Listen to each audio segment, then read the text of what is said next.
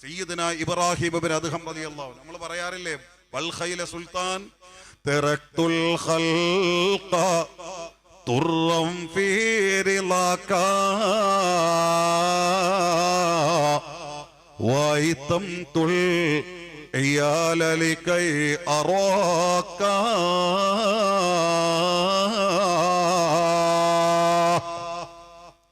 അധികാരത്തിന്റെ ചെങ്കോലും വലിച്ചെറിഞ്ഞുകൊണ്ട് ഒരൊറ്റ പോക്ക ആരെ തേടി അലാ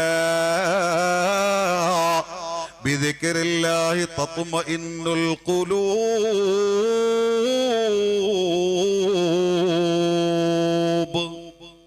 അല്ലാഹുവിനെ തേടി പോയ മഹാൻ ഇബ്രാഹിം ഇബ്നു അദ്ഹം റളിയല്ലാഹു അൻഹു.